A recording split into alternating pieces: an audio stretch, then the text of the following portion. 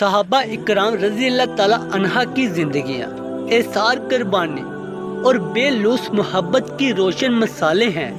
ان کے ہاں دوسروں کو ترجیح دینا، خود بھوکے رہ کر دوسروں کو کھلانا اور اپنی خواہشات کو اللہ اور اس کے رسول صلی اللہ علیہ وسلم کی رضا کے لیے قربان کر دینا عام بات تھی۔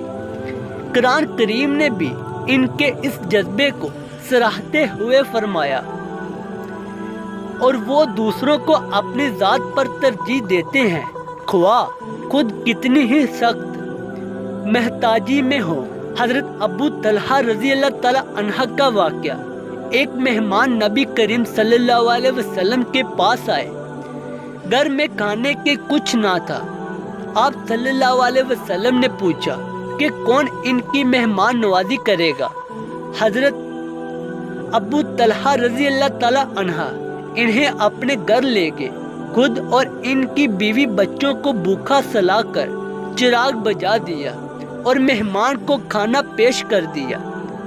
حضرت عبد الرحمن بن عوف رضی اللہ تعالیٰ عنہ مدینہ ہجرت کے بعد جب مہاجرین خالی ہاتھ تو انصار صحابہ نے بے مثال مہمان نوازی کی۔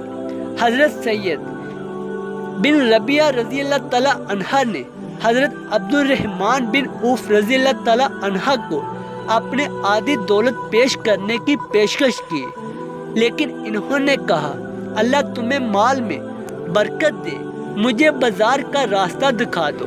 غزوہ خندق میں صحابہ کی حالت مہینوں کا فاقہ تھا، پیٹ پر پتھر باندھے ہوئے، لیکن پھر بھی جو کچھ بھی کسی کے پاس ہوتا دوسروں کے پاس بانٹ لیتے۔